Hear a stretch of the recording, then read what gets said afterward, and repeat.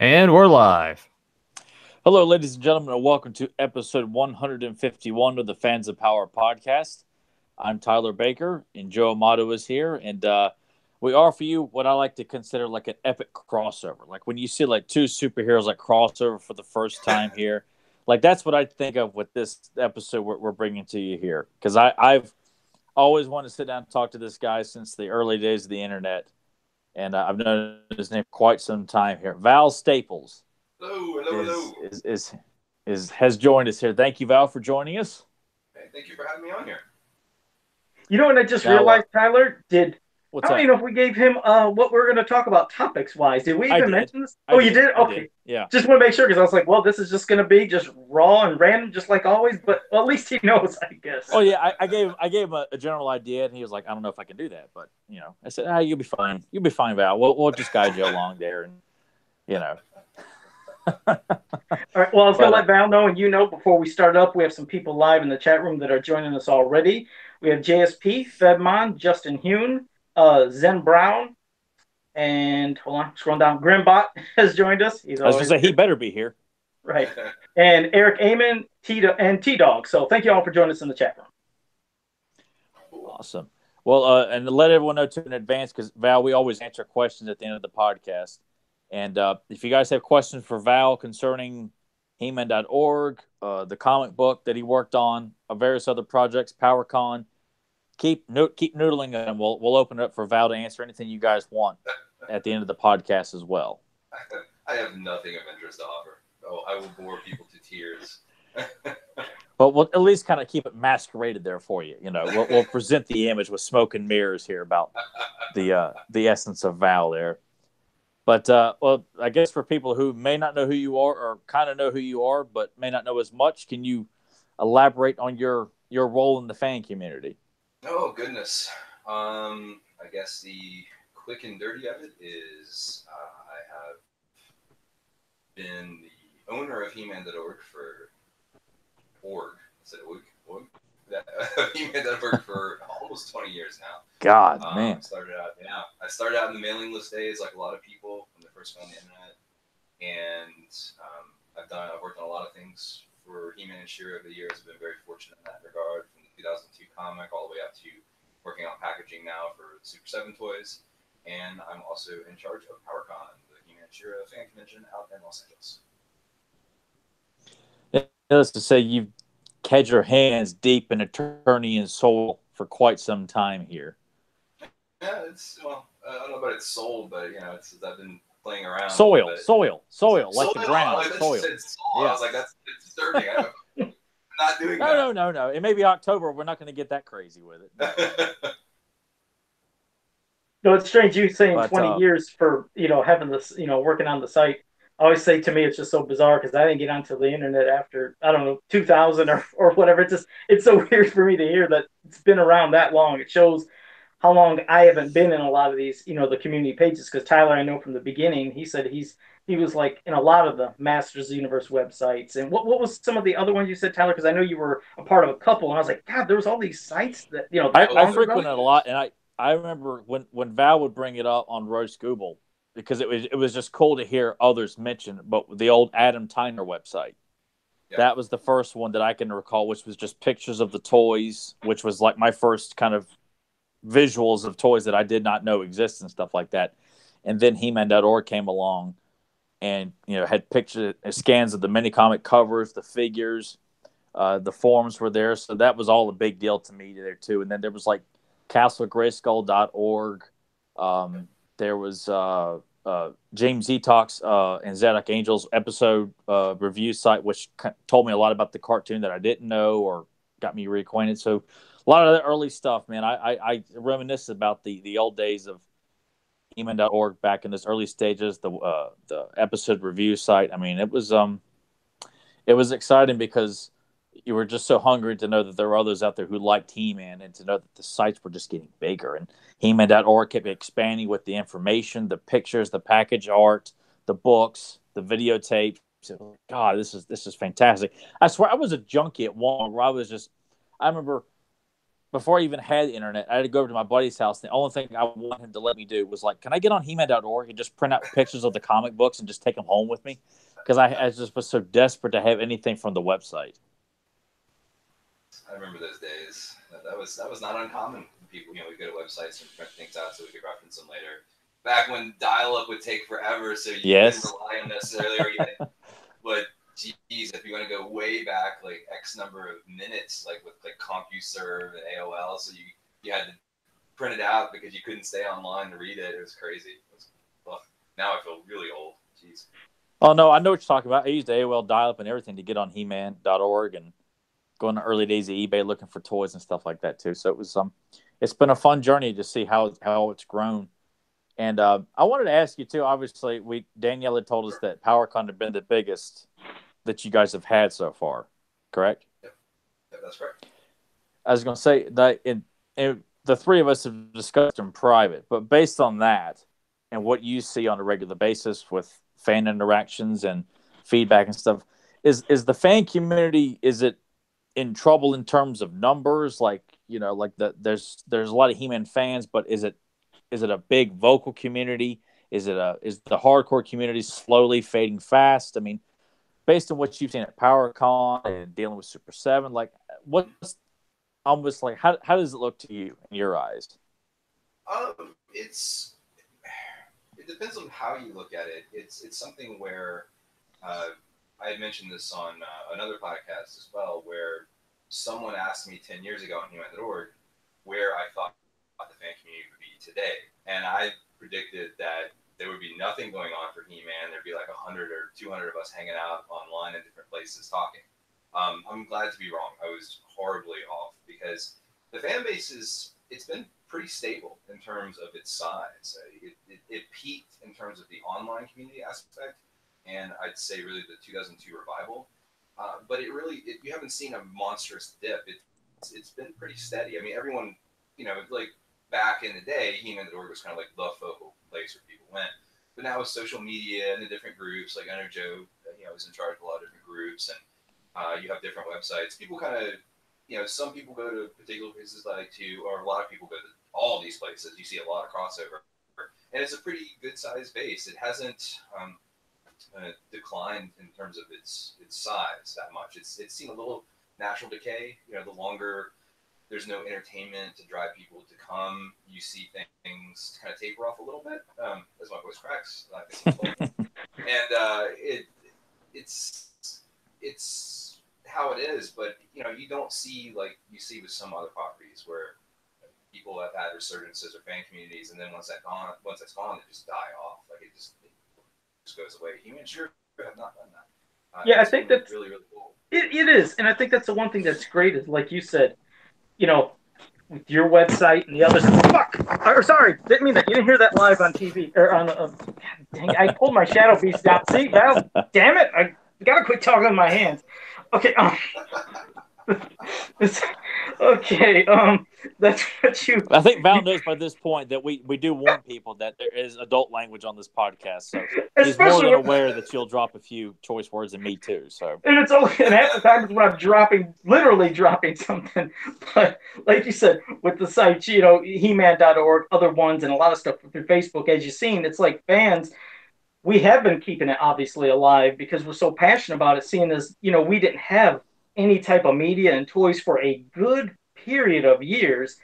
But when the internet comes and you can be vocal, you like sharing that love. And so through all the websites and the Facebook groups and everything, you see fans still keeping it alive. And it does seem like slightly in some areas it might even grow, because I've noticed in a lot of the groups I'm in, there's quite a few differences with the fans, meaning I'll go to some and it seems like they will just dedicate all to vintage, meaning like the vintage toys, merchandise, and they love talking about it. And with the stuff Super 7 has shown recently, they're getting that resurgence. It's like, hey, it feels vintage again, and they're starting to collect again. And with those fans, some of them have noticed, wait, what's this other line? Like they didn't even know about classics, and you would assume everybody would know, but nobody knows everything. But yeah, these fans have grown, and then it's kind of seeped into a lot of the classic groups now, and now some of them are starting to collect classics. Then there's the people that just collect everything and go nuts, and then there's groups to where they like talking about the comics and cartoons. So you're right, it's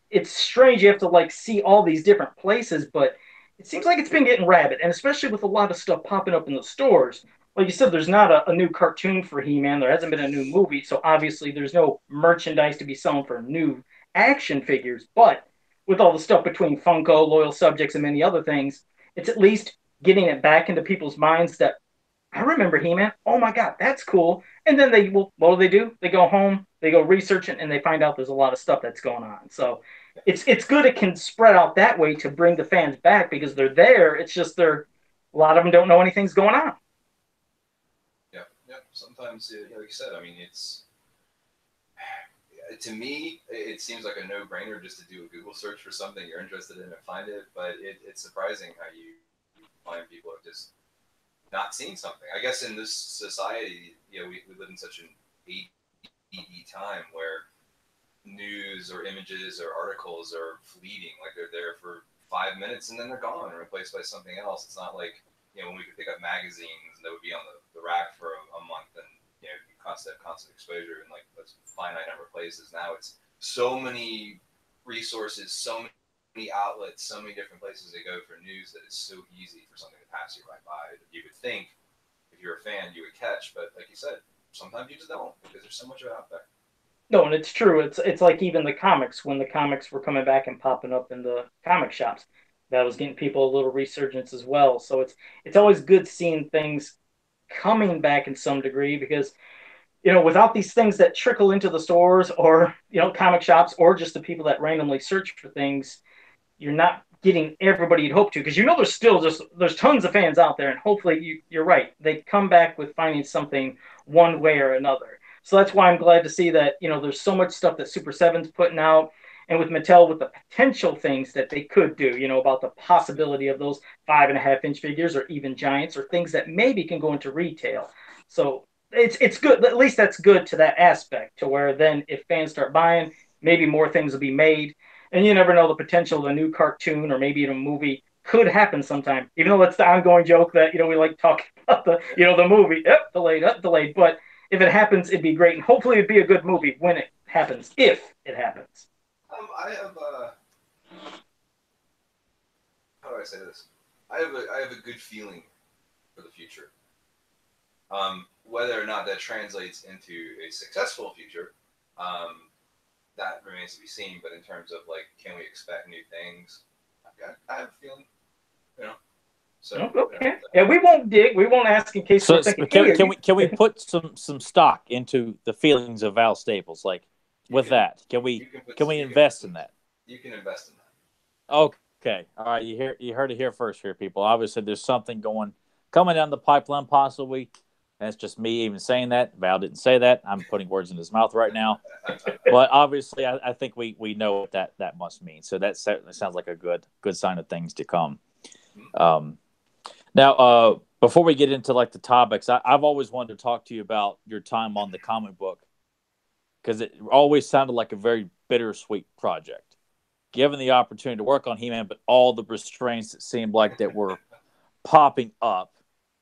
Sure. And I think there's the first two things I come up with or that come to mind was you guys throwing in Hero, okay, and ending the first or the second storyline with the Horde, with that splash page where you guys ended it with the presence of the Horde coming in.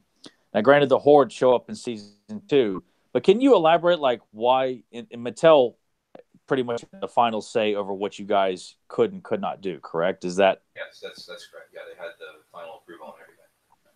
Now, why was it such a trial to just include characters that? Because I remember you were discussing your work on the book on an early episode of Roast School, and then one of the guys working at Mattel had saw that you guys had thrown in Hero and acknowledged it because you, like me, you're not a fan of King Grayskull, which is just magic to my ears to hear you just beat that character up as much as I. I'm not a fan of him. I felt if I remember how, I think it was like, it might have even been our first episode when we talked about that. It's just that I felt such a focus was put on him that, to me, it diluted some of the importance of what he made He-Man special. But I mean, there's been a lot of counter arguments past that kind of, I have been given, I think, a lot of merit. Like, people have presented, well, I think of it this way, or I think of it this way. I'm like, okay, I can see that, but I'm still not a huge fan. Doesn't mean I don't think he's cool. I just don't want him to be overplayed. I don't want any character, especially our main characters like Skeletor or He-Man, to ever be outshined, by somebody else that comes along. Because I mean, even though, like, for example, like in the '80s, the Horde was amazing, right? I mean, Hordak was the big bad, and this was really cool. These new villains, they still never outshined Skeletor. Even though he was his mentor, even though he was kind of bigger and badder and a galactic conqueror, they ended up putting him over with Shiro, which was good. So he got a time to be important, and Skeletor was never outpaced or anything like that. And I like that. I thought that was the right way to handle it. So I was always worried somebody like King Grayskull would be like, oh, well, now He-Man is He-Man liked. It's not the bull. So but anyway, that's going off on a tangent. With the comic, it was weird. It was a weird situation because when I went into it and I did the original deal, for the license. Now, keep in mind, I was the licensee. My company, NYP Creations, had the license, and I chased that license. And I had a lot of people helping out, doing arts for the pitches that contributed, and I hope to use them in projects or in covers. And a lot of them I did. People got to work on the stuff, and I tried to get people included where I could. And one of the things that was agreed is that, okay, we're doing a comic that's for these, at the time, 20-somethings and early 30-somethings. So our comic needs to have nostalgia triggers because that's what people are interested in when they read this comic.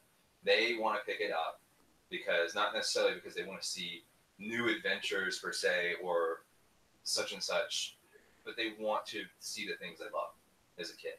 They wanted to see the characters they love. They wanted to see the things about the characters that they love, that sort of stuff. So I went in there, there was an understanding that would be the case. But when I got the original, what was it called? Because I had to sign something, because everything moved so fast when this license took place. It was a letter of intent, meaning my intent to do the license and to honor the terms and stuff of, like, what we were going to do with money and stuff like that. But in that letter of intent, it said, you can use these characters. And there was like 16 different characters, which were the characters that had been trademarked at that time, like refreshed for trademark. And I went back to them and said, this is a bit problematic because this is not what we talked about. And they said, no, don't worry about it. That's just, legal thing. We'll take care of it later. Just move forward. I was like, okay. So I signed it. And then as we got into it and we're trying to do stuff, the entertainment side kept shooting down a lot of pitches that I would send in for concepts. And the big thing is, which at the time was frustrating, but I understand it now.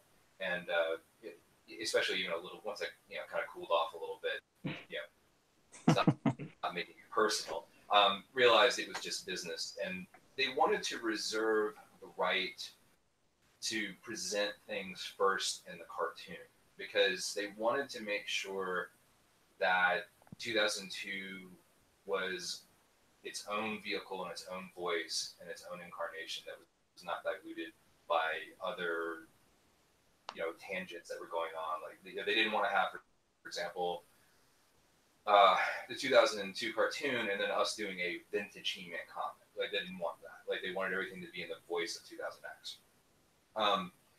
But my position to them, I was like, well, remember, we still need to be able to introduce characters that people want to see, even if you haven't put them in a cartoon.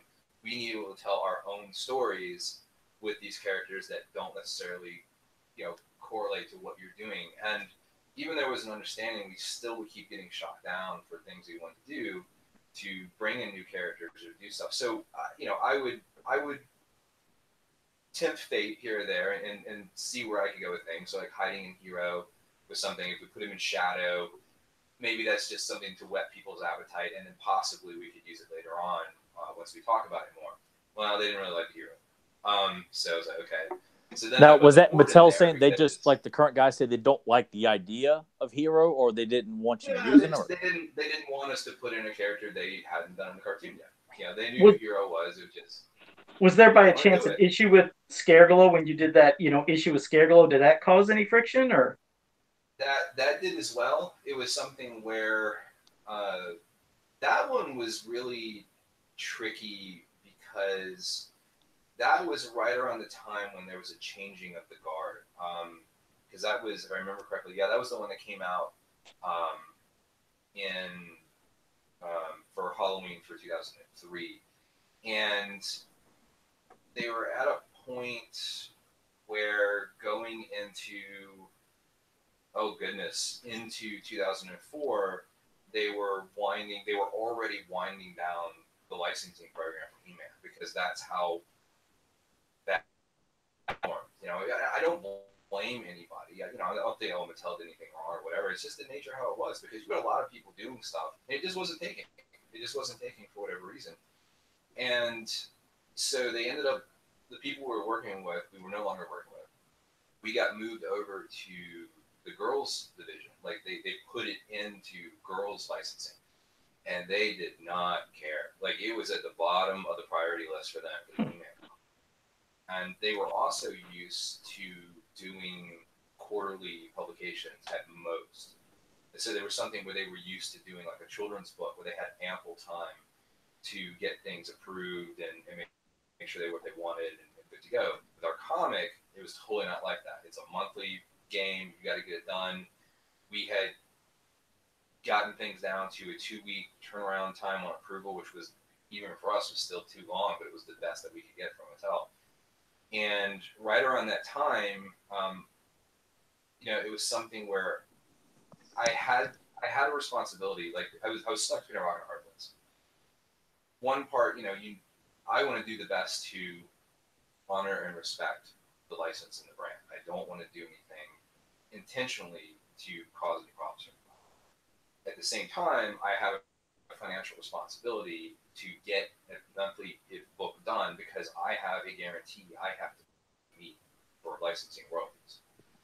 So I needed to move forward and get things out, even if Mattel was, not getting back to me or humming and hawing on an issue. And for that part, for the most part, we had ironed everything out. It was going pretty good. Right around that time with Scareglow is when things were kind of shifting. And we were not getting feedback. We were not getting stuff. I had to get things out the door and take care of it. So I just moved forward with it because, we had already talked about being able to put characters in there that they weren't doing. They weren't developing at that time more for the cartoon. I'm pretty sure all the episodes had already been written for season 2 because that aired, fall through spring of 2004, if I remember correctly. I could be. I believe so, yeah. So, it wasn't a situation where it's like, okay, well, you've done what you're going to do. I need to move forward with this other stuff. And they still came back about not wanting to do Scareglow. And I'm like, well, it's done. It's already at the printer. I had to get this done. And they weren't terribly happy about it, which I completely get. But at the same time, it was also a charitable comic. It was something where we did it to give for bags that went into the Dream Halloween promotional items for charity, and then all the profits from the or the proceeds, let's say, because we still have to pay the printer and stuff like that from the comic we donated that to at the time it was children affected by AIDS Foundation, and so they were like, okay, well, moving forward, we have to make sure that we're all on the same page. And I'm like, okay. So they came back first, and they're like, all right, well, all you can do is do comic adaptations of episodes. I was like, that's not going to work, guys. I am not going to be able to do that. So is that why the Snake Man comic got done? Because I wondered about that. Yes. I was kind of perturbed about that when that was released. That's exactly what that was. And it was a situation where I still was able to embellish upon the story and take it further and do some different things with it that fit what we were doing with the comic.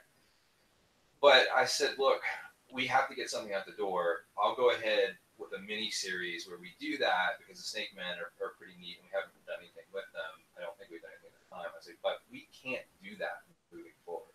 When we start our volume 3, it has to be, back to what we agreed upon. And they just kept taking forever to get back to us. And we just started putting stuff out there and getting it done. And they got back to us and said, look, you can't publish this stuff until it's approved. And I said, well, I have to put it out there because I have to pay you the money that I owe you. And I'm going by the original timelines that we had agreed to for approval. So I was like, you're the one that's taking too long. That's a you thing. You have to sort that out. It's like, I'm not trying to be difficult. I understand where you're coming from. I respect where you're coming from. But you have to respect where I'm at, the position I'm in, because I have a financial responsibility as well. And I said, I've done nothing in the comic that, is there to, hurt the brand in any way whatsoever. I've been completely faithful and respectful to it every step of the way. I've done my best to make sure I honor all of your trademarks and that step, doesn't step on anybody's toes, which I think is more of kind of the fear they had. Not so much that, they were upset about new characters, but because the entertainment for the cartoon wasn't progressing anymore, they were no longer trademarking new stuff. So they had a concern that, okay, well, do we own this character? Can we really put it out there? Because they were still very green about their older brands at that time. There was some new people working there. They weren't familiar with the property. Hadn't been rebooted since New Adventures. So there was a lot of uncertainty, and I get it, but we made sure we checked through everything, the trademark registry, researching stuff for them, because we don't want anything bad to happen. So it still was too big of a concern for them. So they came back and said, all you can do moving forward is you can only use these characters. And they gave us a list, and it was a long list. And it was essentially every character that had been in the cartoon so far or had been a toy. And I said, this still does not allow us the option to introduce older characters, which is something we agreed upon in the very early stages of this agreement. So here's the kicker. I can't attest that all of this is 100% accurate, because you're talking about a 15-year-old memory at this point, right? So the thing that happened, they said, well, we need to go by what's in your contract. I was like, well, we don't have a contract. And they're like, you don't have a contract? And I was like, no, we have a contract. It's just not signed because you never fixed the things in there that I brought to your attention that were not correct in our original deal. And I'm still waiting all this time later for you to address that. So they're like, we'll get back to you. So about a week goes by, I think, and they come back and they said, you know what? Since you don't have a contract and we have these concerns over characters, we're just going to end the license. I'm like, great, fantastic. And I think by that time we were already into, pretty well into volume 3. So I wanted to go out, kind of a fun bang. But at that point I was kind of done. I was pretty fried with where things had gone creatively, and I didn't want to be sour grapes about it, because that was my problem. There were still people that enjoyed the comic and wanted to buy it, so I didn't want to ruin their experience anyway for me dealing with politics and accounting and paperwork and all that nonsense. So for issue 7 of volume 3, I gave Leanne Hanna the opportunity to do an issue based on her favorite character, Stratus, because Stratus was the editor. Leanne was the editor at NYP Creations, and she had worked so hard all the time that I wanted her to have an opportunity to actually tell a story and draw a story to be in the comic. Sorry to make it that way.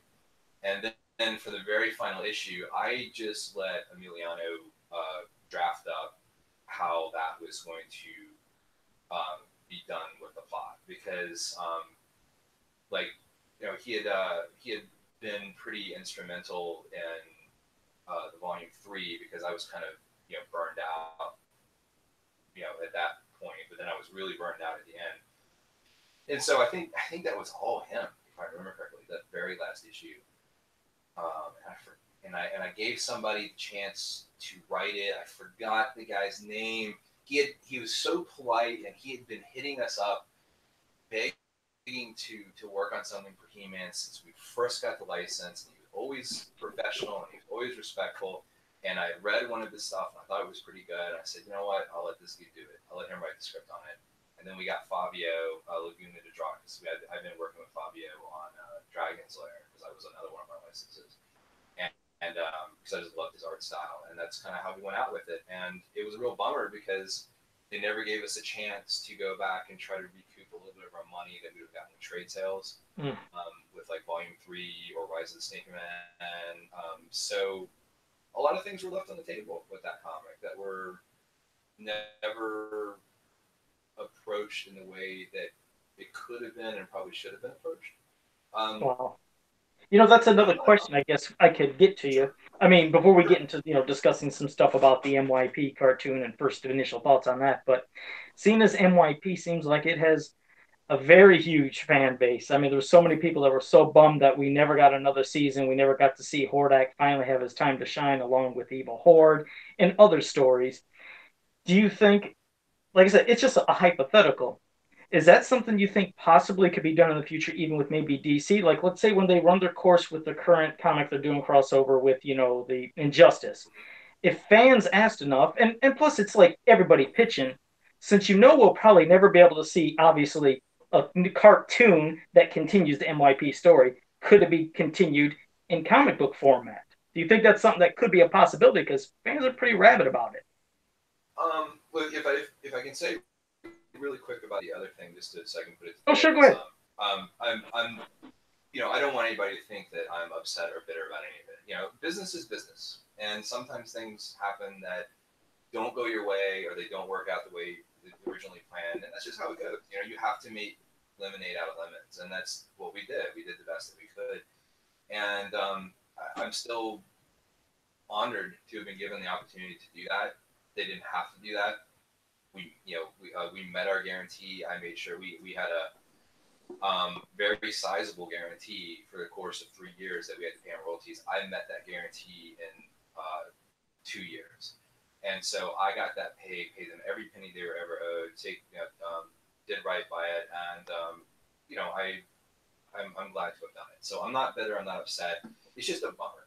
It's a bummer when you can't do exactly what you want, but like I said, it happens. So, I'm still proud of what was put out there. I think everybody did an excellent job. I know Emiliano worked his rear end off on that comic. Like when he first started out, he was in Sicily where it's like friggin' hot as heck, and he didn't have an air conditioner, so he's sweating away. Wow. Like he even showed me, back when we were on, better terms, I saw some of the pages that literally had sweat marks on them. Real sweat and tears. Face. Yeah, showing the love. Yes, I mean, he really busted his rear end because he has a genuine love for He-Man, and I mean, everybody worked really, really hard, and I was proud to be a part of that. But for the what you're talking about, continuing with a comic, I mean, anything's possible. We've seen some, I would say, retro resurgent type miniseries type stuff for like DC and Marvel properties in the past, where they've kind of gone back and revisited old stories and old concepts. I think it really just depends more on the future for the brand itself. If He-Man has something that comes along that's like a movie and or cartoon and they do really well, that would be, in my opinion, the sort of thing that could fuel that, because you would have a wider audience, a wider interest, and then there may be a renewed interest from new fans, new people that came in about what's this 2000X thing. This is really cool. It didn't get finished. So then they might do, like what you said, they might do a comic continuation of it. I don't think, like you said, we will ever see an animated thing because right. It needs to be financially viable. It would have to be something, I think, where it would be like Netflix would order it because they felt that it had legs. But given that we really have not seen the 2000X cartoon have any mileage on Netflix, that kind of leads me to believe that it really doesn't have the pull to warrant that. But did they run that? Wait, are you saying they were running the NYP cartoon on Netflix at one time? Is that what you said? I don't think it's been on there at all. It might have been there briefly, like a long, long time ago, but it might not have been there ever. And it's something that I'm kind of curious why it's never been there. I don't know if it's a situation where the Filmation cartoon didn't have the pull they wanted, so maybe it wasn't worth investing more money in doing the 2000X one. But again, I'm just speculating. I have no idea what's going on. Well, I wasn't aware of that because it seemed like there was such a fanfare for He-Man being on Netflix. I just that's the shame it didn't draw as much. I did want to ask you too, because you had mentioned there were some pitches. I know that you had an idea for a Faker storyline because you guys did that exclusive cover. Was that one of the pitches of a storyline of kind of changing up, like making Faker like a Bizarro type He-Man? Isn't that kind of what you were going for with that character, at least in the 2000X realm? Yeah, pretty much. That was pretty much what it is. It's and I feel in retrospect, I feel really. I ended up feeling like, wow, I'm really dumb because I didn't know about the German audio plays at that time. I think I'd heard about them, but I didn't know the story. And if I had been aware of exactly what that story was with like Anti-Eternia, that's what I would have pitched instead of our own thing, because there would have been in essence what I was pitching was kind of that, and not the similarities not even close, but in structure or at least theme, it's kind of the same. It would make more sense to utilize that, but it's exactly what you're talking about. It's an Elseworld type idea because I never liked that Faker was just kind of nothing. Like, yeah, he's supposed to be this opposite of He-Man. That's supposed to be this like really strong robotic version of him, but he never did anything. Like, he never offered any sort of actual genuine threat in the cartoon. He was a joke for like one episode and looked just like He-Man with glowing eyes. He never really had an opportunity to shine any stories in the vintage, canon that was out there with any of the books or the mini comics. He just didn't have his day. He at least got a spear thrown in his chest, from King Grandor. That's about it. Like or like gears flying out the back or something. Like yeah, that. I think so. Yeah. It's good old Bruce Timmar. That's good stuff. Oh yeah. I just always wanted him to be an adversary that was equal to He-Man to make him really cool, and I thought that would be a fun way to do it, where he was this warlord. But it wasn't my idea. It was actually John Boyd Myers in the studio suggested it one day in there about why don't we have this why don't we make Faker like this Elseworld evil He-Man. And to this day, he still thinks that it wasn't him. Like, he's a real humble guy. He's like, oh, no, I'm pretty sure that was you. I'm like, no, dude, that was your idea. It's a good idea. You came up with it. But yeah, we put together a pitch, and that was one of several pitches that just didn't go anywhere. But that's what pitches are. You make pitches, and sometimes they catch, and a lot of times they don't. Yeah, I guess with the Horde being. I'm sorry, Joe. Go ahead. No, I wasn't. It's not actually a question because you can get into it, Tyler. But Val, by chance, would there maybe be a volume either on your anywhere, maybe in your earbuds or something, or if you could get a little closer? Because I've had some people pop in the chat room said they almost couldn't hear you. They sounded maybe a little low. I didn't know. Was it sound low to you, Tyler, on your end? Did it seem? I can hear them pretty good, but I guess I could see why they might think you might sound a little low. I don't. It's a headset, and I don't have any way to. I can only increase the volume. I can take a look here. I don't know what the settings are on this thingamajigger. Because I was gonna say, well, I didn't want you getting like bam right up on the camera. I was gonna say, if you scoot a little closer, maybe. Oh, wait a minute.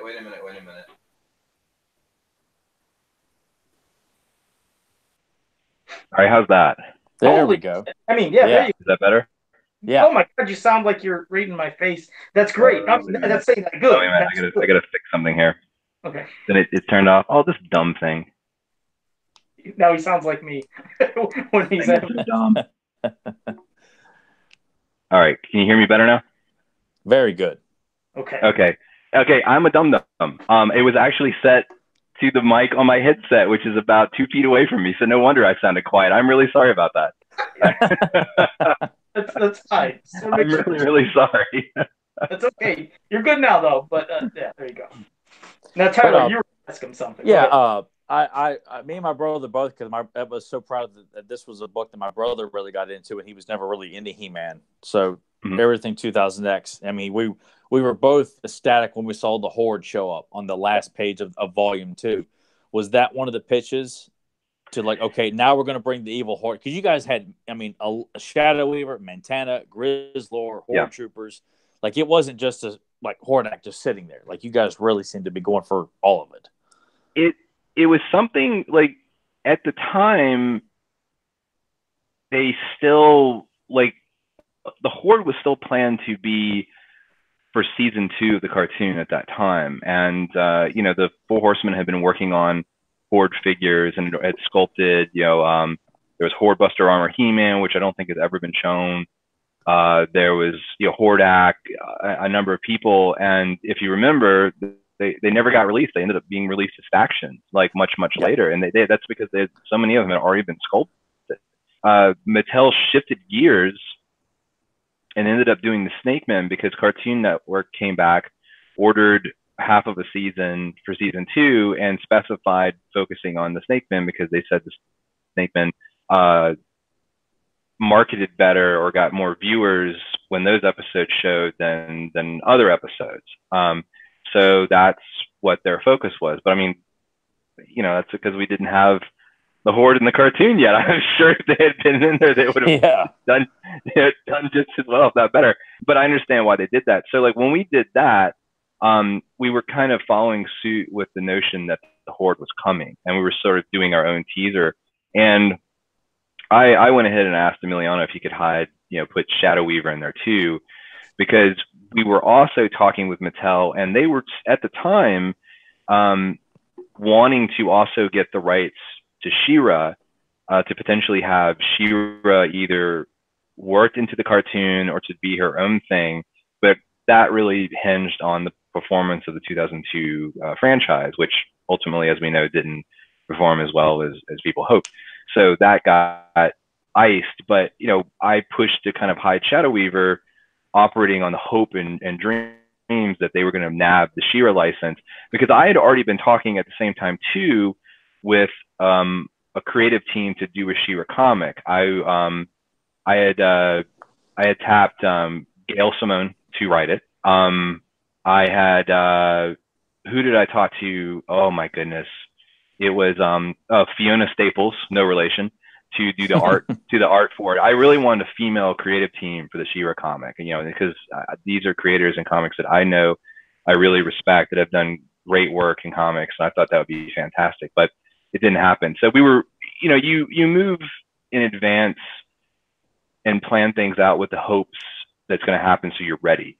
And that was one of those things that was put in there with the hopes that he was going to be the Horde, and boom, we could hit you with it in the comic, but it just never happened. So that was a teaser for something that never occurred. And see, just the thing you were talking about earlier, you said in the Filmation cartoon, you felt as Hordak in the Filmation cartoon just really never outclassed or outshined Skeletor. Yeah. But if Hordak, in his brief appearance in NYP, and if it would have continued, do you think that Hordak would have outclassed Skeletor, or no? That's a tough one, because he was, they had already set up, King Grayskull to be, well, in that episode, to be this, the origin of the power. So he's already, in my opinion, bigger and badder than He-Man. So if his adversary is Hordak, to me, that was sort of sending the message that Hordak is bigger and badder than Skeletor. So it would have been a concern of mine, but I think Skeletor is always going to be the money. Like, he's going to be the guy who's the biggest marketable villain for He-Man. So I think if they did bring in Hordak and he did end up being kind of the focus, I suspect they would have found a way to have Skeletor surpass him and come out on top as an even bigger threat than before. That would be my guess. Okay. Like that, because I've often felt too, and we've discussed it multiple times, that I've often felt it would come to a really like hard blow fight, but Skeletor would inevitably rise above it and still remain like the top tier villain of all three villain factions. Because I feel like that's what I think too. I mean, I'm with you on that one. Yeah, because I don't, like you, I don't want to see He-Man and Skeletor ever dropped in terms of status. Like, they always should be the flagship characters of the franchise and nothing less. Build up King Hiss and Hordak all you want in She-Ra, but not to downplay She-Ra, but He-Man needs to be the top tier, at least in his universe. Same thing with She-Ra in her universe. But agreed. I'm glad to hear others say that as well. Those are questions that you have touched on, and maybe you've elaborated in other cases, but I know for a while you really had to kind of stay quiet about it. And I was always fascinated by the things I'd see in that book and go back and just think just because I would reread a lot of those, look at the panels over and over again, and just try to decipher anything. The whole storyline with Man-at-Arms going off and it comes back and with like an alternate personality. Like, I felt like, where was that going? And you guys didn't get to yeah, because that was the plan, is that other series, the Faker one, was going to run simultaneous alongside it. So then you're going to have our Man-at-Arms in that world partnering up with, Keldor to try to overthrow Faker. That was the idea of that story. And then him trying to find a way to get back to his Eternia that he came from. So they were going to play off each other, and it would have fleshed out the story much better. So you didn't have that.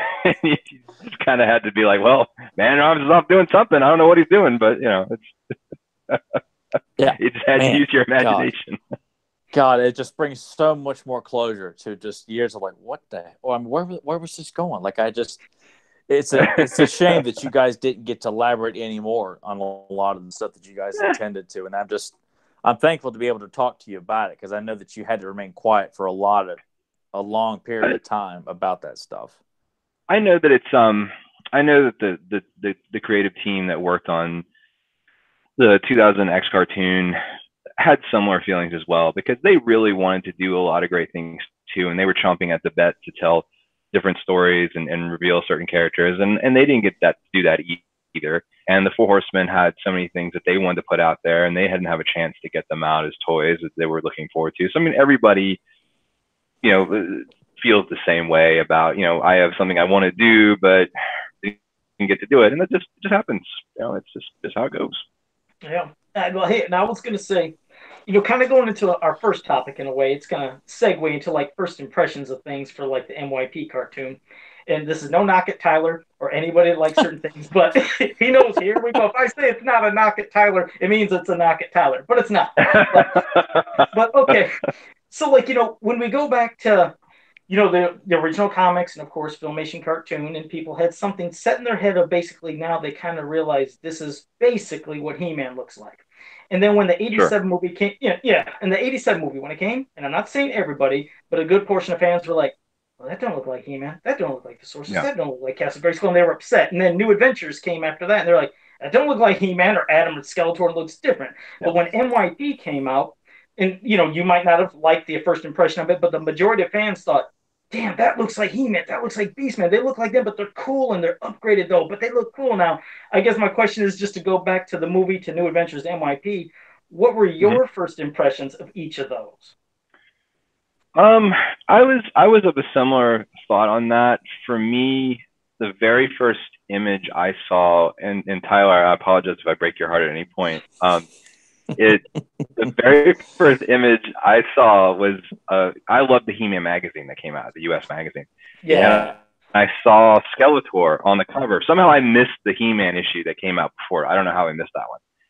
And I was like, what the heck is this? And I went out and I was just devastated, because that wasn't the Skeletor that I knew. He wasn't the yellow bone-faced guy. And I was like, immediately rejected it, because it wasn't what I wanted to see on the big screen. It's not what I dreamed about as a kid to go in and see. The movie as a whole, and I'm just being sincere about it, is it bombed.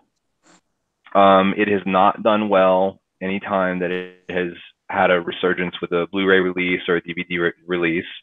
It's still panned for the most part as being a bad movie, but I think it's a solid sci-fi movie. I really do. I think if you just kind of don't walk into it with the expectation of this is the Master Universe that represents the 80s franchise, and you instead looking at it as just a cool sci-fi movie version of He-Man, I think it works, because I mean it's a fun movie, and people really put their backs into it who worked on that movie. Yes. And they were consummate professionals about it, and I think it really shows. And it's grown on me over time, as I think it has a lot of old school fans. But I think at its time, unless you were open-minded like Tyler was about like a new look for it. I think fans like me who are a little more jaded about it, it's because it wasn't what we wanted to see. So that kind of made it difficult. But I think New Adventures had that same issue because they wanted to reinvigorate the franchise, and sci-fi was hot at that time, like the late 80s into the 90s. That was, the barbarian fantasy aspect had died off, and sci-fi was a pretty big focus with things that were popular. So it makes sense. Let's lean a little bit more towards sci-fi and put some of that kind of stuff in here. But I still feel in a way that they still tried to respect what was there because it continued the story.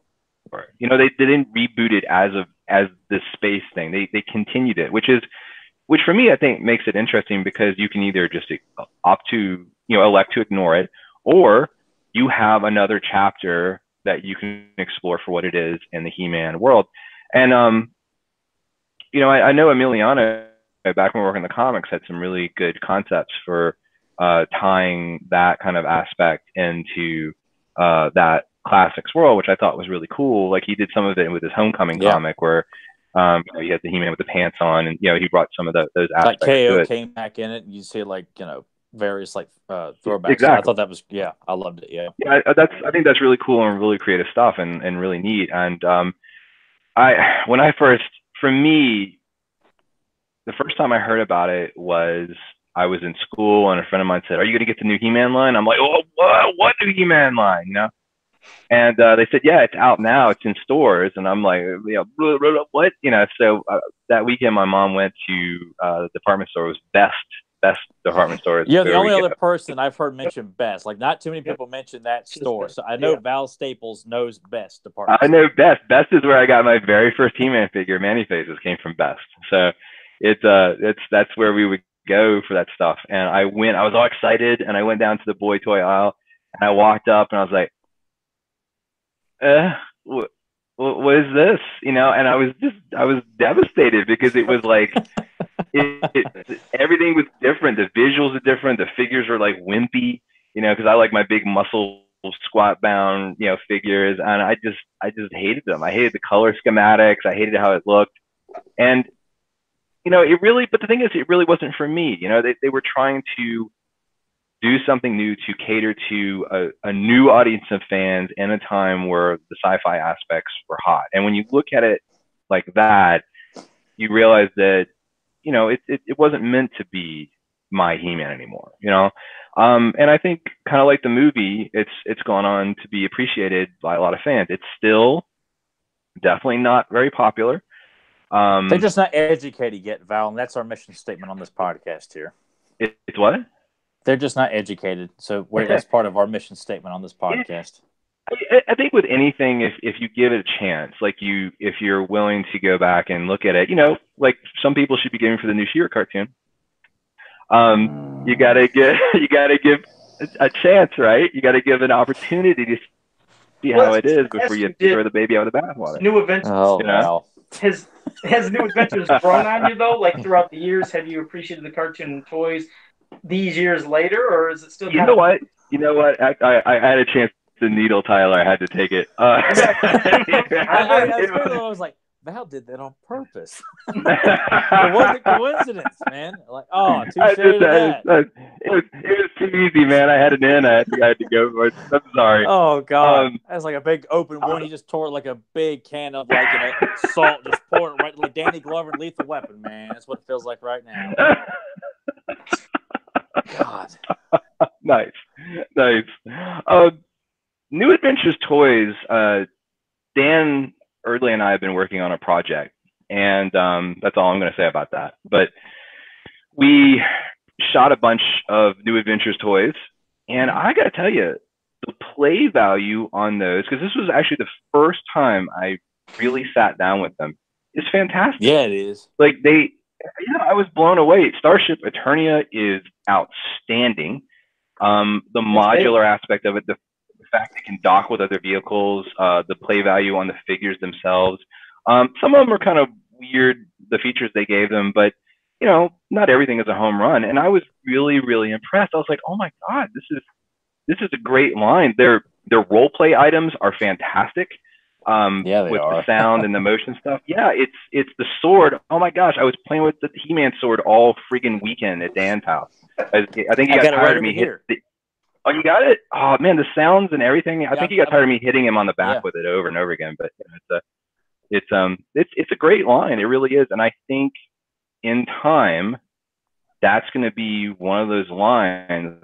What already is in some ways is going to be some high dollar items. Oh yeah, because definitely, especially with some of like the missile. They didn't sell. Yeah. Well, it's and Tyler, you'll know this too. Like the early days of eBay, they were talking about, you couldn't give New Adventures stuff away. It was pretty cheap. Yeah. Now, good luck. Yeah, men on card figures, whether they're European card or not, I mean, they're not cheap. You want a complete Skeletor with the cape, the Havoc staff, and his helmet. You're gonna pay a nice little buck to get that. Yeah. And isn't Missile Armor Flip Shot one of the most expensive ones? Hook and Flog, Too Tall Hoove. Yeah, all those variants, man. They go for high dollar. And Hook and Flog, I love, along with help me guys, the bulky He-Man, was it the Battle Punch He-Man or Thunder Punch He-Man? Yeah, Battle Punch. That was like, oh, that's the aesthetic. They're getting back to it, and it was like a little too late, but I was like, those are some sharp, good looking figures. They are. They are really cool. And I'm a sucker for translucent stuff. So him with that translucent greenish yellow, so like shield and shield, like the first one that came out. Yeah. Oh yeah, it was so cool. Yeah, those are really cool. Like they're really cool aspects. So it's like I said, I may have poo-pooed them on like when I was initially saw them as a kid, but that stuff, it grew on me over time once I gave it a chance and stopped just being. What about the cartoon? What about New Adventures cartoon? Is that something that you love a lot, kind of growing, or what? Jack Olesker is a fantastic man. He's such a kind man, and I think he did fantastic things with the story and working with what he had along with the creative team. But the final product for me is almost too hard to watch. It's to this day still it's a little rough for you to watch even now. To this day, I was sitting around in back when I had a house. We were in my house and we said, let's watch a New Adventures of He-Man episode. And so Rachel had all the DVDs and she pulled it out. It was still shrink wrapped. She hadn't opened it at all. So we opened it, we put it in, and we were like kind of stoked. And about 10 minutes into it, we're like, we just had to cut it off. Like no one wanted to watch it. It just, that's a shame. It was hard. I think if I stomached through it and went back and did it, it would be okay. But in fairness, there are episodes like that for any cartoon that I grew up with. When I go back and watch, and I'm kind of like, as an adult, I don't have the kid eyes anymore. I have these grumpy, jaded, like nitpicky fan adult eyes they're going to be more cynical and critical than they should be, right? No. But I can see at least from anything you said with the movie that kind of grew on you. And as for it is a solid sci-fi movie. It really is. It is. And it is a solid one. And it grew on me too, because when I first seen it, I wasn't a super fan of it. But then the more I watched it years later, I was like, I love this movie. New Adventures, just like you, going in the toy aisles, I was like, what am I looking at? And I was with my mom as well. I was like, I don't want these. This is He-Man. This isn't He-Man. And the cartoon, I knew nothing of that till years later when the internet came around. I was like, there was a cartoon for this? I thought they just had horrible toys. But the toys, they kind of grew on. Well, really, and it's weird. They're up there. I got the toys up there, and I do enjoy them. But the cartoon, I slightly enjoy. I've given it a chance, but when I first watched it, I had to watch the first 5 episodes, and every time I'd go through them, I literally was falling asleep. And I'd tell Tyler the story, and it's not joking. I would start falling asleep. I was like, I can't do it. But after about maybe 5th, 6th time, I was like, okay, it's not that bad, and it slowly grew on me. But I guess judging from you, you love the toys, but you still don't feel the cartoon. But what was it with NYP? I really haven't given the cartoon a solid chance. Like I haven't gone back and given it repeat viewings to see if it will grow on me, because maybe it would. I just haven't. Still to this day, I haven't. I'm actually kind of scared to put the DVD the DVD in. I'm scared it's gonna, like, those DVDs are I hate to say it, but a lot of those BCI DVDs are starting to fail. Really? Oh, really? They were not What fails on? Yeah, they were not manufactured Oh, well no at all. kidding, I didn't know. They won't read. Oh, I don't know if it's how they were sealed or what happened, but yeah, it's if you have the DVDs, you might try seeing if they play, because they're, for a lot of people, they're starting to fail, which is not good. Those are supposed to be high quality press DVDs that should last a long time, and here we are a little over 10 years later, and they're not working. That's bad. do temperatures affect them, like too much heat or cold, or how they're stored or anything? Do you know, or could that cause anything? I'm sure it does with any kind of media, but I mean, we're talking about, you know, people have Blu-rays and DVDs all stored in the same location, and it's just the He-Man ones are going, you know. Wow. If you have the sets, I encourage you to pop them in and see. Oh, we did a commentary. Check. I mean, that was going to do any good. I did pop in one of the episodes from the first set, and it worked fine. But Perfect, I haven't tried it since then too. Good, good. Yeah. But I keep them. I treasure that set because of the whole mural, like spine. Like I keep them separate above the rest of the DVDs. Like I have everything else kind of start below that. You're welcome. Yes. So that was your idea, because the mural was my idea. But Emiliano did it all. Like that was him. He put all that together. The art cards were Andy Mangle's idea, and so Andy Mangle's suggested that one. The problem with the mural is, and I don't know if you guys remember this or not, but the way that people, when they stock DVDs, they pull the DVDs out of a case in a certain direction and put them. And the side that it was printed on was always the face outside in stores. So anytime you would walk in the store, so often you would see a piece of the mural instead of the title. And that's not good, because no one will notice it's a He-Man DVD set. So anytime I walked in a store anywhere and I saw them, I'd flip them around. You know, but that happened. Like I don't know if you guys ever saw that, but you walk into a lot of stores and you'd see the mural side facing out. So that was the one. I remember seeing the other side facing out, because that's just kind of. But then again, too, I grabbed it the day they hit the streets. Like I didn't wait around. I would run and grab it. And I remember getting the first one before it broke the street date. It was like released it came out on Saturday. It was due out on the street that Tuesday, and I remember just going home thinking I got something else that nobody else has, and I still treasure that. It's still fun to look at. That was a lot of fun memories when those DVDs were coming out. The 2000X was work. They were a ton of fun to work on. They were a lot of fun to work on. I coordinated all the delivery of art and a lot of the written assets that went on the DVD. So like Emiliano and James and Alessandra, and I forgot who else were working for me doing that. And then the team that worked at BCI, like those guys really wanted to do a good project. So like Barrett and Jeff were ahead of it. David Levine did all the, was like in charge of like layout and also design. And he's an amazing artist as well. So and there was a lot of love that went into that. I know Andy Mangles really broke his backside on working on those commentaries and stuff that went in there, put in a lot of time and hours on that. So, I mean, you had people that really cared about it, that really wanted those sets to be high quality representations of something that we love. And I think they showed that when they came out. Yeah, because what was it, the last DVD that had, NYP's Snake Mount and Castle Grayskull? Because many people that have the mural, a lot of them thought they had it complete until they found out Best Buy had an exclusive, version, and they were so what? Because I still see that some people say, "Hey, check out my mural." I was like, "That's not complete yet." And they're like, "What are you talking about?" And I tell them, the slipcase. Yeah, it's missing the slipcase from Best Buy, like you're talking about. Yeah. So there's still that little piece out there. So, well, we heard your first impressions of the 87 movie and New Adventures, and it changed throughout the years, took a long time, and for one, still hasn't changed that much. But NYP, first impression, what did you think of that when that first was coming out and shown? And then that was another thing where the people that worked on that really gave it their all. And people, like Mattel spent around $1 million an episode.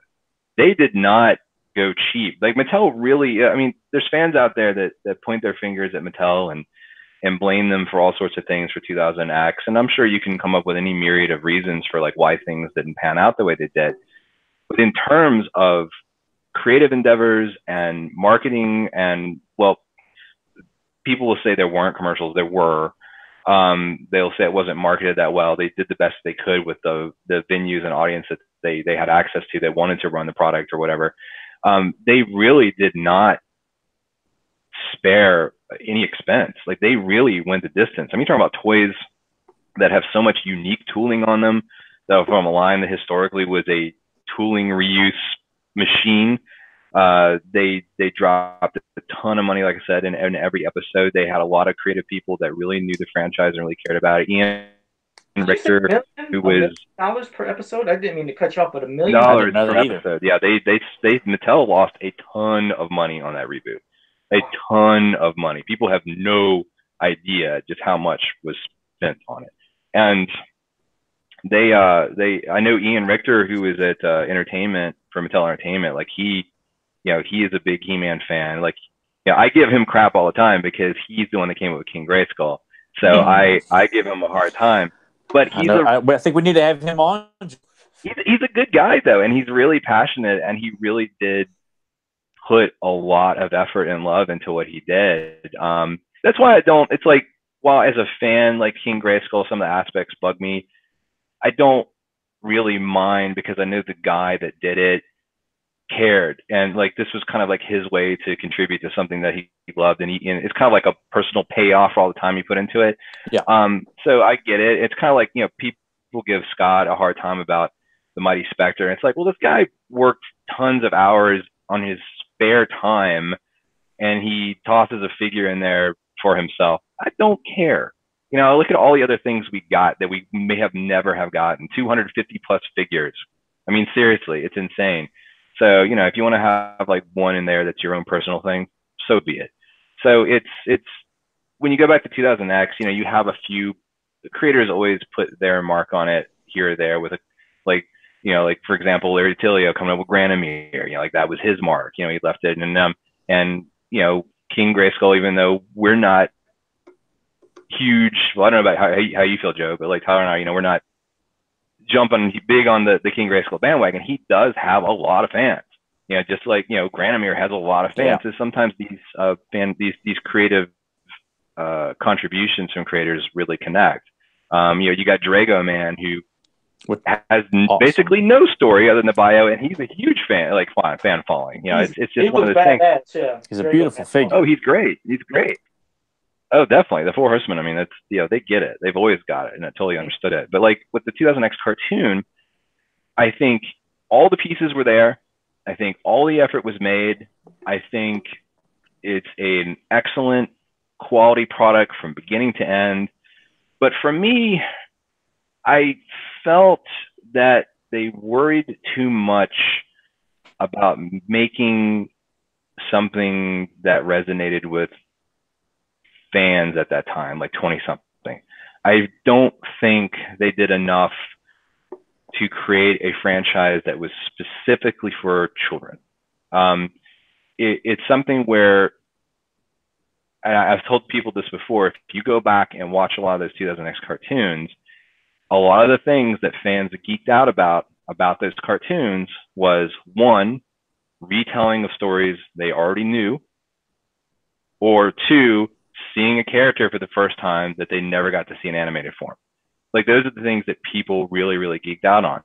Story concept and everything ahead, I mean, it was really solid, but I didn't feel that it brought something to a new generation the way it should have. I felt they just worried too much about retelling the same kind of thing with a few bells and whistles. I know not everybody feels that way, but at the end of the day, it didn't do well.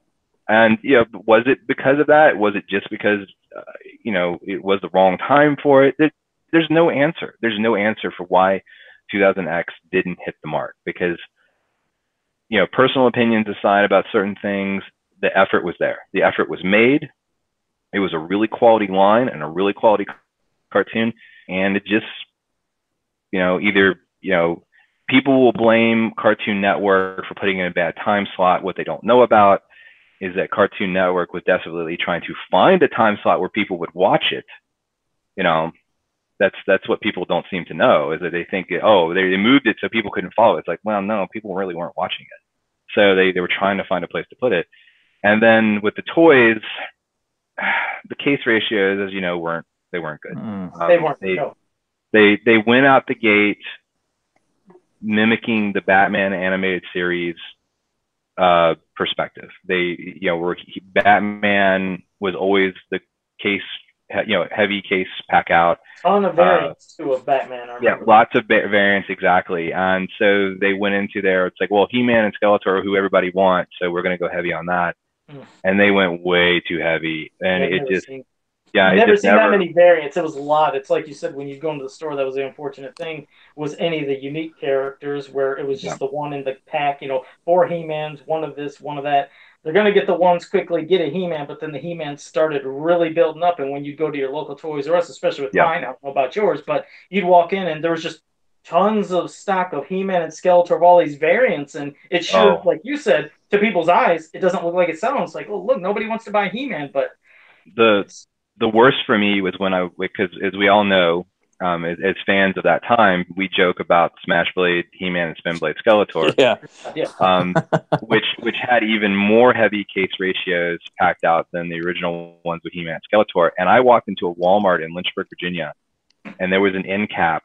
It was nothing but Smash Blade, He-Man, Spin Blade Skeletors pushed onto the pegs so much that they were bowing out from them. Wow. Like they were that overstocked, and they were not selling. They were just sitting there. And it was a shame that happened. I mean, were kids even interested, because the cartoon wasn't taking off? Maybe not. Would they have sold better if the cartoon had been a hit? Maybe. I don't know. But the ratios weren't good. Now, they did end up really working to fix the ratios for later figures that came out, but I think it was probably just too little too late at that point. You started to see a lot more, one-on-one, like, 6 different figures in a case, or like, 2 He-Man, the rest figures, unfortunately. So I think first of the cartoon, when you've seen everything, the look, the previews, and watching it along with the toys, I mean, were you right there? Were you hooked, or did you have reservations when you first seen the cartoon? Like, I'm not really feeling it, or did you think it looked good right from the start? I thought it looked good from the start. I expressed reservations about all the weapon twirling that we early. There was a lot of that. It was like, okay, all right, we get it. let's go past this. But it was a really quality product. I mean, when you saw it, it was like, wow. I mean, I love the Filmation cartoon. I think for its time and how it was produced, it was a great piece of animation. But in terms of like what you kind of hoped you could see as a kid, I think 2000X did that. Like, that's the kind of action and I guess just more robust animation. There wasn't a lot of repeat stuff. There wasn't a lot of reuse of stock and stuff like that. Yeah, exactly, stock footage and stuff. It was a lot of original, pretty much all original footage. So I think that really helped make it come across as a more exciting product. All right, Tyler, I'll pass it to you if you wanted to ask. I'm sure Val remembers too, because He-Man.org that's where I saw like the first. I think the trailer was released at San Diego, and I think the cartoon was airing that August, and it was like that long, lengthy trailer with like a movie trailer music attached to it, where there was just no voice. It was just action, music, and then a little bit of dialogue sprinkled throughout it, and then you had like the Cartoon Network trailers that would appear. I watched that trailer on He-Man.org. I don't know how many times, because it was just. I ended up calling my brother. He was in Richmond at the time. I was like, dude, you got to listen to this. And he couldn't see it. He just heard it. He's like, sounds pretty badass. And I was like, you're going to love Triclops in it. I'm telling you, you'll love Triclops just by that trailer alone. And that got him hooked, and he fell in love with Triclops and Cyclone and Skeletor. And God, those trailers were just so much fun to watch. Yeah, because it was exciting. It was an exciting time. It was a very exciting time. God, that was a fun summer. And that's the thing. I would tell you guys, I didn't have a computer till years later, and my only access of going online at that time when the cartoon came out was my Sega Dreamcast. And all I remembered I could do, since I couldn't watch video on it or anything, I remembered, and I don't know if this was on the org. I'm assuming it was. All I remember was seeing a button I could click for a sound clip, and I heard "By the power of Grayskull," with Cam Clark saying it or whatever. It was Cam Clark, right, that did Prince Adam. Yeah. Okay. I just remember I heard that. I was like, "Oh my god, this is gonna be great!" And then I would just take my controller and I kept hitting it over and over. I was like, "That's how sad my technology was." I'm just listening to somebody say a line, but that's was okay. Did the org have it was exciting? That's what matters. It was. I'm just trying to remember if it was the org. I was like, I think it was the org that had this little sound bite you could click on. But yeah, that was my first introduction to the cartoon, was a sound bite. Pretty sad. Dude, it was. They let us debut that trailer on He-Man.org, which was awesome, and that was back when data use had a higher premium on it, and a lot of people don't. Well, a lot of the old school people around the org know this, but a lot of people, may not know, is like Mattel didn't want me to have advertising on the site, and there was no advertising on He-Man.org until 2009. So every single thing on that site was paid for by me out of pocket. And that month, when that stupid trailer went up, I believe my bill for that month was $3,000. Oh my god! Wait, what? They charge you because people watch it? Is that what you're saying? They were charging because people were watching that trailer? No, I had to pay for the data, all the traffic data that was used to watch that video. So do I owe you money, Val? Like, or do I have any credit built up? Dude, part of the problem. If you only knew how much money I have lost on all things He-Man over the years, you would want to hang yourself for me. So I do it voluntarily, but the stuff I've done has not come without a price. So I hope people appreciate all the things over the years that they've gotten to enjoy, because it definitely came from a place of love to provide it to my fellow fans. So but that was one of them. That was an expensive endeavor. Just the one trailer, not including the Cartoon Network trailers that appeared later on, right? Just that one trailer. No, yeah, it was just that very first one. I think it was in March of 2002 or something like that, or May. I can't remember. It's been so long. I just remember fans, what the fans thought. I'm sure, obviously, with the forums, do you remember the overall response of what people were saying when they seen that trailer? It was really good. It was really positive. It definitely was not like the initial reaction to the reveal in 2001 of the He-Man statue for the new look for him. Oh my goodness, so much anger and vitriolic comments from people who just were losing their mind because things on He-Man were different for 2009. What were they liking? What was basically some of the designs they didn't like or didn't care for? For a lot of people, anything that was different. But the big thing was definitely the sword. I have never seen so much hate for something as there was for that sword. And the thing was, is people didn't have any context. Like, if they knew why that sword looked that way, and if they had known the Four Horsemen's development story for it, I think it would have made sense. But when you take something like that, you put it out there with no explanation, you kind of have to expect people just to, they're going to draw their own conclusions. That's natural. And that's what happened. And it was not good. But once the animation started coming out, actually the toys, when they debuted, like the prototypes in 2001 at San Diego, they were mostly really positive reviews. And then when the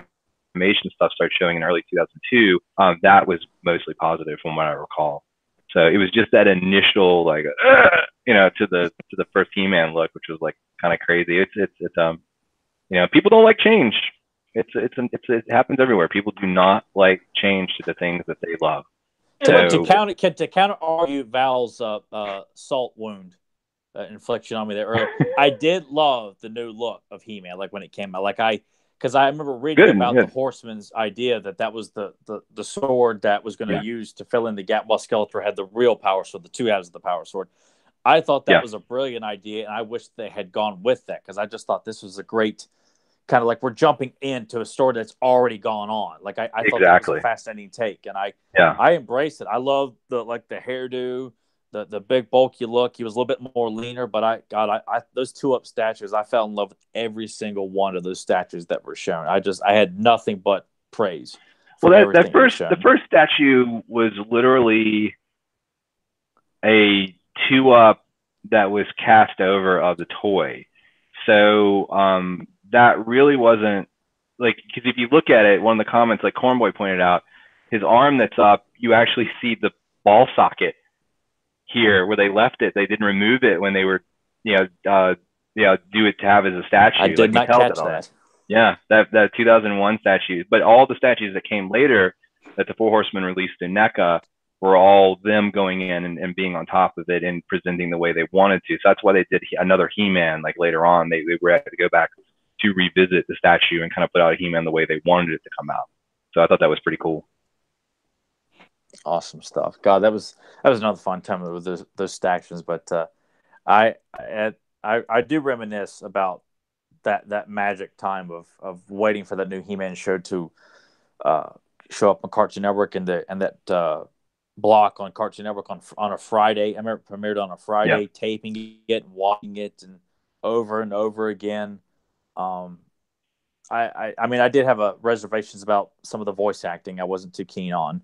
But other than that, Stratus was met with some confused reactions. I remember the boards were filled up with like Sean Connery jokes left and right. I'm like, oh man, it's just everyone's making them into a joke now. God, it was just I didn't think it was doing it any favors when people are constantly making jokes like that all the time. Well, I was gonna say you're right, because I know Tyler didn't even like Eva Lynn's voice. I know he still doesn't care for it. It was better than Clawful's, though. Oh, the God! Oh boy! What's wrong, Tyler? You didn't like his voice? God Almighty! I'll pour salt to my own wound over that.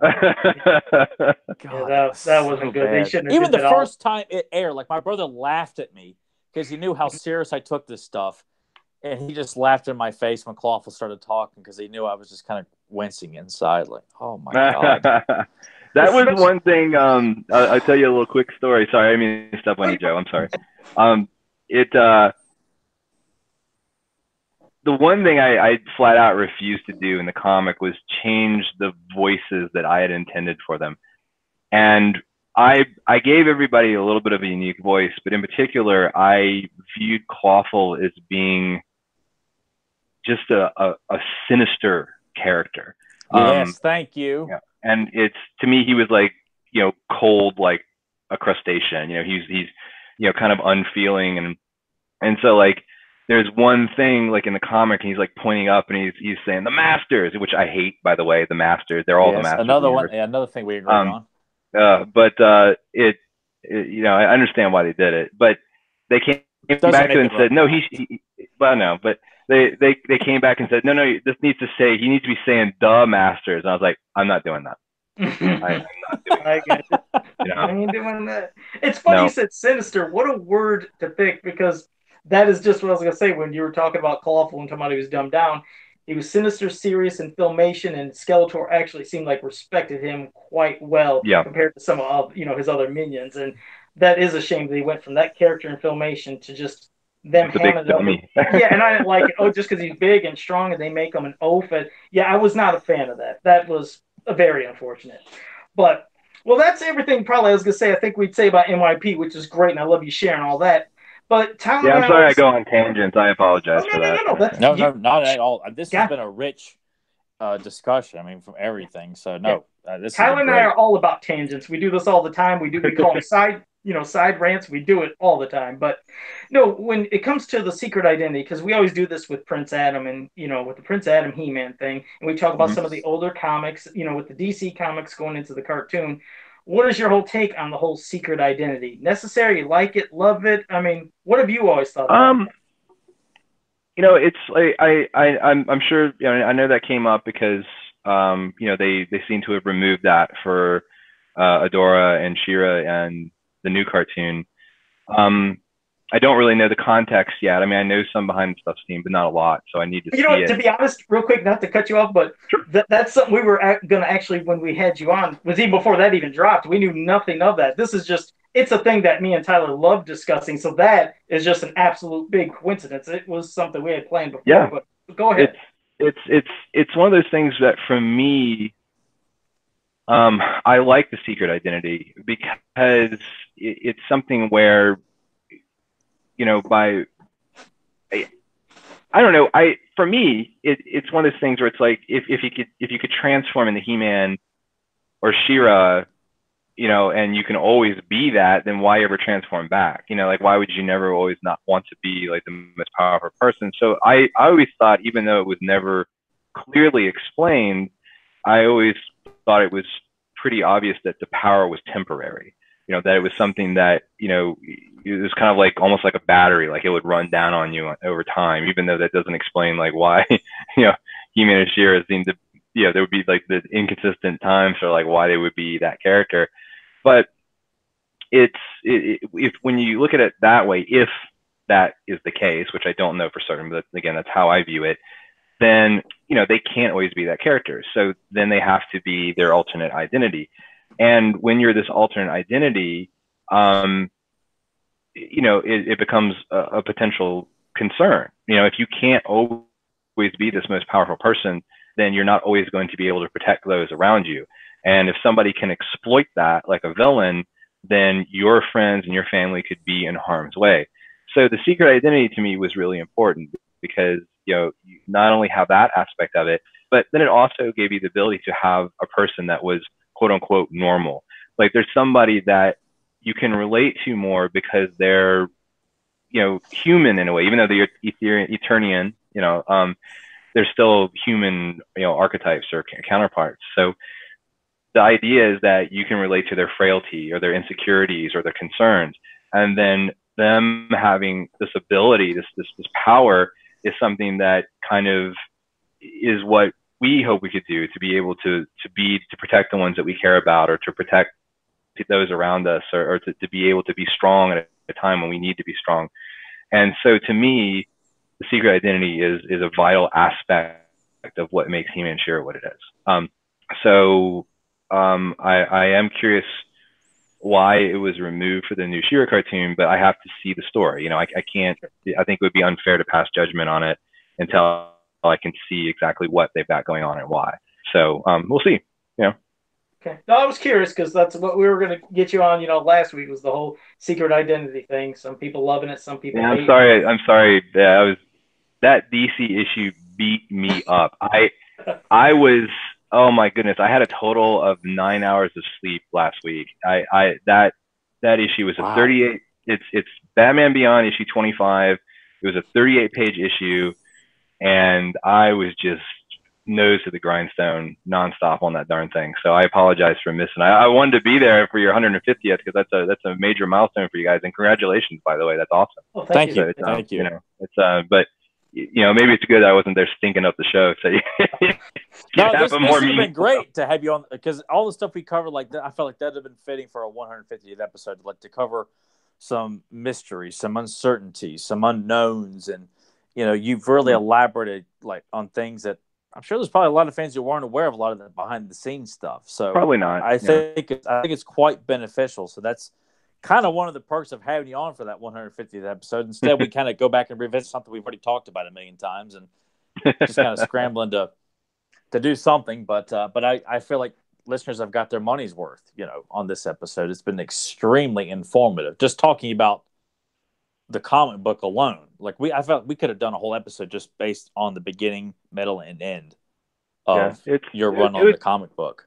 It's something where it's like that's you know, that time is something I'm really proud of. You know, I enjoyed you know, everybody that I worked with. I'm happy that I was able to give a lot of people opportunities to also work on He-Man, and I'm still, you know, honored, and you know, I feel I owe a great deal of debt to Mattel, in particular Heather, Jeff, and Jeremy, who were the ones that really pushed for me to have a chance at Mattel to do that license. So it's something where, you know, they could have gotten some big shot company to do it, but they didn't, and they, you know, we did really good with it. You know, we kicked butt with that license, and it was a good time. And you know. So yeah, again, sorry I wasn't on for 150. I like how you guys do it. I know whenever we can do roast Google dinner, which has not been at all. It's almost going on 2 years on an episode now. We're pretty much topical, but I like how you guys do a little bit topical and a little bit of retro, you know, stuff like that. It's you give a nice you know, I don't think you need to worry about rehashing topics there, Tyler, because I think you guys keep it pretty fresh. So well, thank you. We appreciate that. Yeah, we'll try to cover anything from just character bios to mini comics, UK stuff. And then, like you said, when there's just our random talking we do in general and thoughts maybe of things we'd like to see. And then when something does come topical, of course, we always, you know, put that in as well. Because we have that rambling back and forth we like doing. It seems, you know, fans get a kick out of it. But I'm going to ask fans now if they wanted any questions in the chat room, because if you wouldn't mind, Val, if they have some questions for you, we'll see if they have some. We have usually if they have any, I don't know if they will, but if they do, sure. Well, because there's usually a 30-second delay between when I ask this and tell people. But oh, okay. Well, hold on a second. Justin Treese said, "Any more talk about PowerCon next year or in 2020?" That's from Justin Treese in the chat room. There is nothing to report about PowerCon at this point in time. I have a meeting this week, and I may know how things are going to shake out after that. So, you know, but we'll see how that goes. So nothing, unfortunately, to announce at this time. Okay. Well, thank you for asking. I mean, answering that question. Appreciate and asking that, Justin. Well, Zentron, it's not really a question for Val, but he just wanted to mention one thing, and I didn't know this. He said he wanted us to give a shout out and well wishes for Melindy Britt, because apparently this Tuesday she's going to be going for injections for her injured knee. And yes, we hope she has a speedy recovery. I did not know that. Did either of you know about that? No, I did not. I did not know about that. No, Melindy's she's a lovely lady, and you know, I've gotten to meet her a couple of times. She's an absolute sweetheart. Oh, she's a very beautiful woman too, and she doesn't think she is. It's like, you know, she's always like kind of hiding from cameras and stuff. I'm like, why are you doing that? Like, I was like, you're a very attractive, very sweet woman that people are excited to be in photos with. And yeah, she's always been an absolute angel. Like anytime she's, you know, been at PowerCon. So she's I hope her surgery goes you know, very smoothly and you know, gets well soon. And you know, thank you to who posted that for the heads up on that. Yeah, Zentron, thank you for that. And you know, that's and also thanks to Justin for wanting to know more about PowerCon. So. Oh, okay. And that is the thing. We did have Melindy on, and it's what we call our lost episode, unfortunately, because she didn't have, at the time, I couldn't remember if we were doing Skype, Tyler. I thought we were doing Skype, and she didn't use Skype. So we did a phone call to where we tried to have it recorded, but it got lost. And God, it was such a genuine. It was a good interview too. She only gave us, we were told in advance 15 minutes, but she liked what we had to say, and we went, I think, a little bit over that, and she was very grateful and humble. And my audio was bad because I was asked to switch over to a different format instead of using what I normally do, and it was botched that way, and I sound like an idiot to her because I just didn't come through clear. And but she was so I'm nice. sure you sounded absolutely fine. God, but yeah, it was a shame we lost it because it was a good interview. And you said, just she was so a sweetheart. Sweet. Yes, sweetheart, gracious, and she just talked about everything. And she is hot, man. She's still hot, man. She's a very attractive woman. Yes, she is. See, we give her those compliments that she likes, and then a fuel her fire of a quick, speedy recovery, just hearing stuff like that. So yes, we do want you to get well very quickly, and hope everything goes great for you. Zen Brown had a question. This is something, if you hopefully know the behind-the-scenes stuff. He said, whose idea was it for the look of the battle armors and the Dragon Walker on NYP? Do you by chance know that?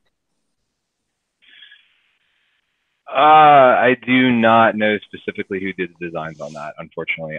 I didn't have a lot of communication directly with Mike Young Productions. The only person I spoke with on a regular basis was Dean Stephan, the late, great Dean Stephan. Okay. And Dean and I, yeah, he's a, man, that was tough, him not being there this year at PowerCon. Dean and I talked a lot, you know, mostly we got on the phone and just talk about nonsense. But you know, it was mostly story. So when it came to the art side, it was generally just passed to me. Like, okay, here's new stuff. Here's a reference packet. And that's about as much interaction we had. So I never caught the names of a lot of the designers there. So unfortunately I don't know. I'm sorry. Okay. Well, thank you for at least answering for what you at least could answer and remember. We appreciate it, and thank you, Zen Brown, for asking that. And I guess like another question would be, how they can always find the Filmation cells for back in the day. Did things like that even exist for the NYP cartoon? Are there cells that floating around, or does that belong specifically to one place, one location?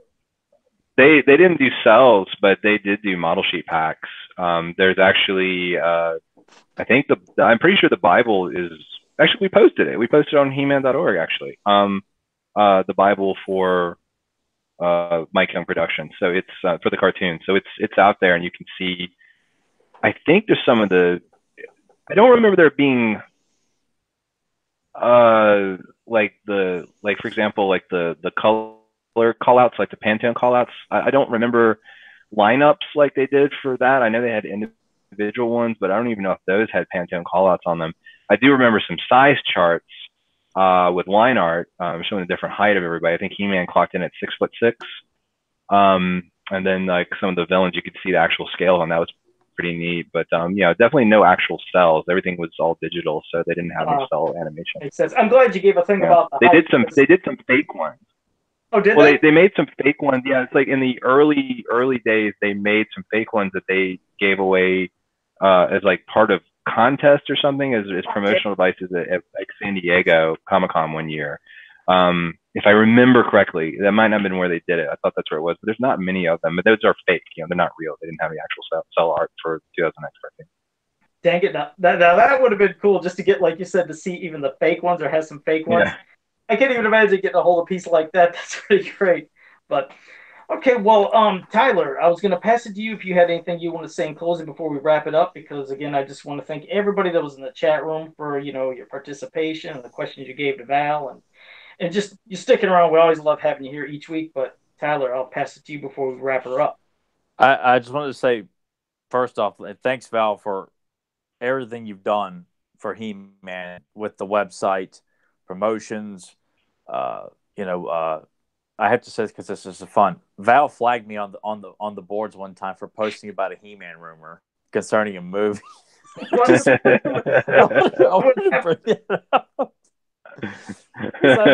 remember it was like in a private conversation. Like he told me it was like being pulled outside the classroom. Now, young man, you can't do that now. Yeah, we used to be pretty strict about not spreading rumors unless they were very specifically stated as rumors. I remember doing that too, and I'm like, oh my god! I thought I obeyed the rules here, man. It was Alan Rickman being cast to play He-Man. I specifically remember the rumor I posted about. Oh, is that what it was? Yeah, it's I mean, it's there's value in rumors. It's just it's all about how you salt and pepper them around.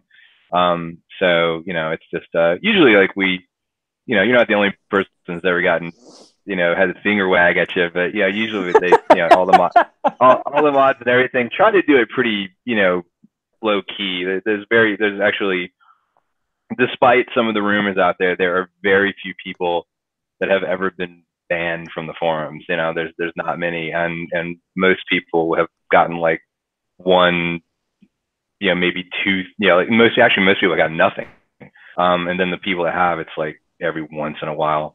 Something. So it doesn't happen that often.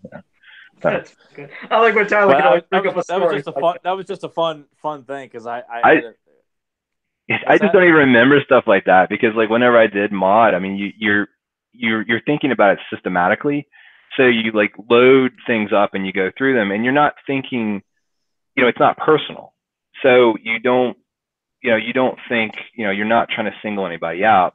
And I think when you mod, as you have a tendency to forget that to the other person, if it's like the very first time they've ever had a mod say them to them, it might feel personal because they feel like maybe they're coming after them for something, and it's not, it's not at all. And it's just, I don't even remember. It's like I don't even remember this. It's like there's just been so many things. It's like it's just, it's like I probably didn't even think about it like 5 minutes after it happened. So it wasn't like a long Now look, or anything like that. It was very, very calm, very polite. I just remember being disappointed because I really thought I was obeying the rules by saying explicitly, "This is a rumor. What do you think if this was real?" And it was, and I just got dropped. And I That was my first actual interaction, I think, with Val on the website too. Was just him being. Gosh, how long ago is this then? Because the movie stuff's been floating around for so long now. Jeez. Yeah, I'd say probably technically early 2000s. I mean, it was. Yeah, it was a long time ago. I didn't post that much. I was more into like reading what people had to say because I would post something, everyone would ignore it. So I was just like, well, I kind of get I'm not wanted here, so I just kind of read what people had to say. But I do want to thank. What's that? Go ahead. I said, Tyler in his memory, he's one not to forget. He remembers everything from when he was like 8 years old. So I do have a pretty sharp memory. Yeah. And but I want to thank Val first off for everything you've done from the ground up of getting the website going, providing so much info from the golden books, the mini comics and figures, putting people in charge of the forums. It's really it provided a big playground for me in those early days of the internet for me to go and get my fix of looking at pictures and just having a field day and making connections on the marketplace forums and stuff like that of getting action figures and stuff like that. It's a big deal. And, we have you to thank for that. And if people don't know that, I think they need to know that. And because it's the greatest source of info on the internet, aside from my own brain, of He-Man.org, is He-Man.org. And I really want to thank you with all my heart for all the hard work you put into it, for the money that you've lost due to my repetitive views and things like that. I apologize for the $3,000 bill you had that month. And that was not fun. Thanks for everything. I mean, really, and thanks for what has not taken place because the website is still going strong. So, it's I appreciate all your hard work and assembling great teams of keeping it together and your all the work on the Dark Horse stuff that you contributed on in Super 7. I mean, it needs to be committed more frequently. And I thank you for your tag team with Axel. Because that's a tag team I love seeing that you picked Axel. I want to thank you for that too, for utilizing his amazing talent as well too. So I got a lot to thank you for. Well, yeah, I mean, I appreciate you saying that. I mean, some things you said I can't, take the credit for. Like, I didn't start He-Man.org. Jason Moore started it, and then Matt brought the stove over. I just carried the torch on, and I was there modding and contributing, but they really started it. And there's a lot of things that I've tried to do. I've never been I've never tried to be a braggart. I don't like that. I'm not a good self-promoter. So I don't think a lot of people know everything that I've done and that I've been involved in or am involved in now. I do my best to try to put other people in the spotlight so they get a chance, because I've been so fortunate to work on so many things that I feel, okay, maybe some of these other people deserve a chance to shine, and try to do it. Our community is an interesting one. It's a really passionate one. There's unfortunately some sad aspects of it where people don't get along now, and we're not the big happy family we necessarily might have been once upon a time, but hopefully that will change over time, because at the end of the day, I'd like to think we're all still fans, all here for the same thing. And, once we get past personal differences, hopefully everybody can just enjoy what we're here for, and get back to arguing about, Scareglow's origins or, the things that really make us a fan community, not our personal gripes with one another, No, I'm glad you said that. I mean, it's almost like what, while we were talking about basically from the beginning of how sometimes impressions and things, they can change. There could be some things that you maybe don't like, then you start to like, and sometimes, like you said, there might be disagreements with people, but within time, maybe, just time heals all wounds, as they say. You never know, and that's all you can hope for. Yeah. And just one last thing. It's a quick tangent back to what you said, but It was interesting when you said about the 6'6", He-Man, NYP. That's what always was in my head. I don't know if you remember. It's nothing groundbreaking, but they had a goofy screw attack video of He-Man versus Lionel, and I always remember their description they gave of He-Man. They said he was 6'11", 320 pounds, and I was like, was this said somewhere officially, or is this them just making up rambling nonsense? I never knew. So I'm glad you gave it an official height, because they were going by slightly NYP stuff, meaning they also pointed out descendant of King Grayskull. So this was after the whole NYP thing, and I used to always think, Gotcha. yeah, I always thought it was an NYP height, but you just debunked that. So he's 6'6". His weight, I guess, is unknown. That's what it looks like. 6'6" on the chart. Maybe it's 6'5". Yeah, maybe 6'7". I don't know. I mean, but it's it looked like it was like even 6'6" and not. But that's his Mike Young production height. I don't know what his filmation height is. So. Well, there you go. I'm glad you gave it, though, because at least now I know that whatever was on Screw Attack was screwed up, no pun intended. So gave that. But, all right. Well, again, I wanted to thank everybody that was in the chat room. It was a blast having them here. And Val, it was an absolute pleasure and honor. And I'm glad you joined us and got to ramble back and forth. And hopefully you could do it again if you want. And we could have other topics and just, cover anything. You want to come back and join us. It was a lot of fun. I mean, I really appreciate you guys wanting me to come on here. I mean, you guys have been kicking butt. I wish I could, have the just the stick to itiveness you guys have had and the passion to keep doing the show weekly like you have without stopping. And I'm assuming no plans to stop anytime soon, right? No, we do worry about topics because we've all often said that we do commentaries for every single episode, but I'm like, dude, if we do the Star Child, it's got to be the last thing on Earth. Like, there's nothing left to do. The island, remember? No, the island too. It's like we've hit the bottom we're below the bottom of the barrel, and we do a commentary for the island, and that might be like the last kind of like the Cold Zone was the last episode. Like that'd be the last episode of Fans of Power. No official ending, just ends. Exactly. That would officially be the end. But you know how it is. We always do a little closing thing we say, and one of the people in the chat room usually has a quote. Tyler does the quote thing, and Tyler's always like, like when Zentron likes doing his quotes, they're usually I won't get this, but yeah. But I'll give you a shot to give it because I actually might know this one. And Zentron's movie quote was, "Well, isn't that the fault of the voters?" Like you're going 2.5 smell of fear. And I was going to say that is what it is, but I guess. Val didn't get his chance to guess.